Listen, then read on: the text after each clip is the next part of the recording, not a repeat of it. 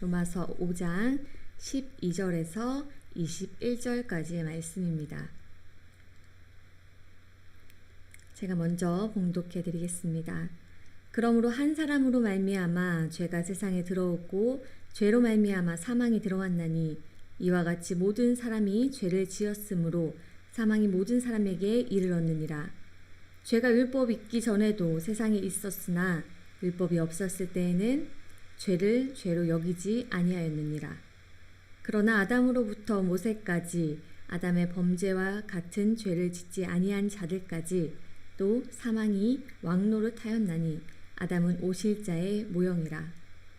그러나 이 은사는 그 범죄와 같지 아니하니 곧 한 사람의 범죄를 인하여 많은 사람이 죽었은즉 더욱 하나님의 은혜와 또한 한 사람이 예수 그리스도의 은혜로 말미암은 선물을 많은 사람에게 넘쳤느니라. 또 이 선물은 범죄한 한 사람으로 말미암은 것과 같지 아니하니 심판은 한 사람으로 말미암아 정죄에 이르렀으나 은사는 많은 범죄로 말미암아 의롭다 하심에 이름이니라. 한 사람의 범죄로 말미암아 사망이 그 한 사람을 통하여 왕노릇하였은즉 더욱 은혜와 의의 선물을 넘치게 받는 자들은 한 분 예수 그리스도를 통하여 생명 안에서 왕노릇하리로다. 그런즉 한 범죄로 많은 사람이 정죄에 이른 것 같이 한 의로운 행위로 말미암아 많은 사람이 의롭다 하심을 받아 생명에 이르렀느니라. 한 사람이 순종하지 아니함으로 많은 사람이 죄인 된 것 같이 한 사람이 순종하심으로 많은 사람이 의인이 되리라. 율법이 들어온 것은 죄를 더하게 하려 함이라. 그러나 죄가 더한 곳에 은혜가 더욱 넘쳤나니 이는 죄가 사망 안에서 왕노릇한 것 같이 은혜도 또한 의로 말미암아 왕노릇하여 우리 주 예수 그리스도로 말미암아 영생에 이르게 하려 함이니라. 아멘. 오랜만에 예배를 인도하는 것 같습니다. 오늘 함께 예배하는 모두를 축복합니다. 요즘 확실히 아침과 밤에는 정말 쌀쌀하고 그리고 밤도 훨씬 길어진 것 같아서 이 아침 시간이 조금 더 어두워서 이제 이전보다 더 아침이 일찍 온 것 같습니다. 그러면 이 아침을 하나님께 드리고 하나님과 함께 시작하며 하루가 감사로 이루어질 수 있음을 확신합니다. 우리 지난 시간에 나누었던 로마서 5장 1절에서 11절의 말씀은 우리가 아담의 시대에서 벗어나서 그리스도의 시대를 살고 있기 때문에 우리는 새로운 삶을 살 수 있다고 말합니다. 오늘 말씀은 인류의 역사를 두 시대로 나누고 있는데 계속해서 나오죠. 오늘 말씀의 소제목도 아담과 그리스도입니다. 바로 아담 시대와 그리스도 시대로 양분하고 있습니다. 12절에서 14절까지에서는 아담의 시대를 말하고 있고 15절에서부터 21절에서는 그리스도의 시대를 다루고 있습니다. 그래서 바울은 아담을 죄, 사망, 율법 이것들과 한 그룹을 만들어서 설명하고 그리스도를 의, 생명, 은혜와 같이 하나로 묶고 있습니다.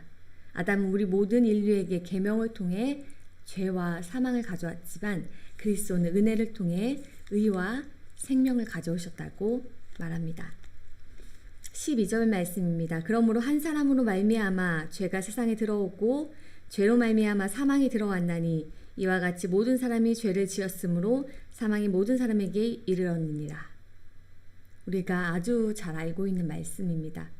바로 이 창세기에서 나타난 타락기사입니다. 하나님께서는 에덴 동산의 모든 것을 허락해 주시면서 그 선악과 선과 악을 알게 하는 나무의 실과는 따먹지 말라고 말씀하셨습니다. 사단인 뱀은 이 하나님의 말씀을 하나 둘씩 왜곡했습니다. 그래서 결국 아담과 하와는 유혹에 넘어가 죄를 짓고 말았습니다. 그 결과 아담과 하와는 에덴 동산에서 쫓겨남과 동시에 죄의 세력 그리고 사망의 세력의 지배를 받게 되는 존재가 되었습니다. 그것이 단지 그들에게만 영향을 미친 것이 아니라 전 인류에게 영향을 미치게 되었습니다. 이 사건을 계기로 죄가 세상에 들어오고 모든 사람이 죄인이 되었습니다. 13절 말씀입니다. 죄가 율법이 있기 전에도 세상에 있었으나 율법이 없었을 때에는 죄를 죄로 여기지 아니하였느니라. 아담 때부터 죄는 시작됐습니다. 그래서 하나님께서 시내산에서 율법을 주셨을 시기 이전에도 죄는 존재했던 것입니다. 다만 율법이 있기 전에는 이 죄가 죄로 규정되지 않았는데 죄를 판별하는 기준이 생긴 후부터 사람들이 그 죄라는 것을 인식하기 시작했습니다. 14절 말씀입니다. 그러나 아담으로부터 모세까지 아담의 범죄와 같은 죄를 짓지 아니한 자들까지도 사망이 왕노릇하였나니 아담은 오실 자의 모형이라. 그래서 사망이라는 인간이 결코 피할래야 피할 수 없는 운명이 존재하게 되었습니다. 사람들은 우리가 태어나면 죽는 것을 당연하게 생각하지만 성경은 이 죽음을 다르게 이해합니다. 이 죽음은 그리스도의 재림 때 완전하고 영원히 정복될 마지막 원수라는 것입니다. 그리고 아담이 오실 자의 모형이라는 표현을 하고 있습니다. 모형이 있으면 그것에 원형도 있습니다. 이것들 사이에는 공통점도 있고 차이점도 있습니다. 공통점은 그 한 사람의 영향력이 모든 사람에게 미쳤다는 것입니다. 그것이 죄와 죽음이든 그것이 생명과 의이든 말입니다. 차이점은 바로 앞에서 언급한 이것입니다. 아담의 불순종은 모든 사람에게 정죄와 사망의 결과를 가져다 준 반면 그리스도의 순종은 믿는 사람들을 칭의와 생명으로 이끈 것입니다. 15절 16절 말씀 읽겠습니다. 그러나 이 은사는 그 범죄와 같지 아니하니 곧 한 사람의 범죄를 인하여 많은 사람이 죽었은즉 더욱 하나님의 은혜와 또한 한 사람 예수 그리스도의 은혜로 말미암은 선물은 많은 사람에게 넘쳤느니라.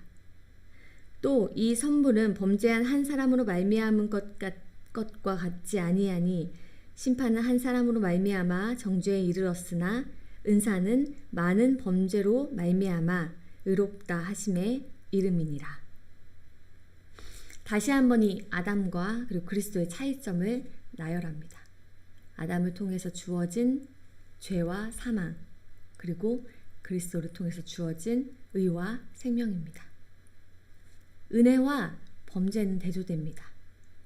한 사람 아담의 죄로 모두가 죽을 수밖에 없는 범죄함에 이르렀습니다. 이 결과와는 반대로 한 사람 예수 그리스도 그리고 하나님의 은혜로 말미암은 선물을 많은 사람들에게 칭의를 가져다 주었습니다. 이것이 은사로 표현됩니다. 바로 은혜의 선물입니다.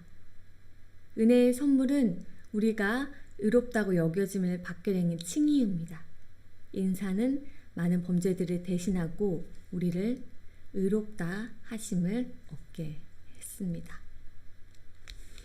17절입니다. 한 사람의 범죄로 말미암아 사망이 그 한 사람을 통하여 왕노릇하였은즉 더욱 은혜와 의의 선물을 넘치게 받는 자들은 한 분 예수 그리스도를 통하여 생명 안에서 왕노릇하리로다.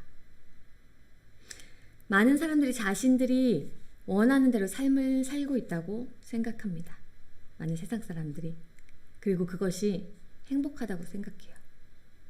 그렇게 느끼고 싶어 하는 것 같습니다. 그러나 실상은 죄와 사망의 권세 아래 더욱 얽매일 뿐입니다. 우리가 단순히 죽음에 대한 두려움만을 말하는 것은 아닙니다. 매 순간순간 그들에게 진정한 평안이 없습니다. 잘 살고 있다는 사람들도 그 안을 들여다보면 공허함이라는 것이 자리 잡고 있습니다. 그것은 어느 누구에게나 마찬가지입니다. 그것을 채울 것이 하나님밖에 없음을 비로소 인식할 때, 그리고 그 하나님으로 나의 그 공허함을, 그 구멍을 채울 때 완전한 평안을 누릴 수 있게 되는 것입니다. 그래서 어떤 그림 작가가 사람을 표현할 때 사람을 이렇게 그리고 가운데 항상 구멍을 뚫어놨던 것 같아요. 우리가 어떤 것으로도 채울 수 없는 그 구멍, 오직 하나님만이 채울 수 있는 그 구멍입니다. 은혜와 의의 선물을 넘치게 받은 자들, 바로 우리는 예수 그리스도를 통해서 바로 그분 때문에 왕노릇하며 살 수 있습니다. 나의 삶 속에서도 그분 때문에 그리스도를 통해 그 생명 안에서 내가 왕노릇하면서 왕노릇까지 하게 되며 살아가는 것입니다. 은혜 안에서 영생의 소망을 바라보며 그것을 가지고 살 수 있는 존재가 된 것입니다. 본문 18절, 19절 읽겠습니다. 그런즉 한 범죄로 많은 사람이 정죄에 이른 것 같이 한 의로운 행위로 말미암아 많은 사람이 의롭다 하심을 받아 생명에 이르렀느니라. 한 사람이 순종하지 아니함으로 많은 사람이 죄인 된 것 같이 한 사람이 순종하심으로 많은 사람이 의인이 되리라. 우리의 죄가 아무리 크다고 해도 하나님의 은혜는 우리 이 모든 죄를 다 덮고도 남을 만한 것입니다. 이 18절은 과거형 그리고 19절은 미래형으로 쓰이고 있습니다. 하나님께서 우리에게 은혜를 주셔서 우리를 이미 구원하셨습니다. 그리고 장차 그 영생을 이루실 것을 말씀하고 계십니다. 20절 말씀입니다. 율법이 들어온 것은 범죄를 더하게 하려 함이라. 그러나 죄가 더한 곳에 은혜가 더욱 넘쳤나니. 여기서 우리가 잘못 해석하면 율법 때문에 범죄가 더 많아졌다라고 생각할 수 있습니다. 그런데 그렇지 않습니다. 이 말의 뜻은 율법으로 말미암아 죄가 죄로 불리기 시작됐고 규정되기 시작했고 그렇게 인식되기 시작했다는 것을 말합니다. 그리고 죄가 더한 것에 은혜가 더욱 넘쳤다는 것은 은혜가 이 죄들을 덮고도 남을 정도의 힘과 능력이 있다는 것을 우리에게 말해주고 있습니다. 죄가 가져오는 사망,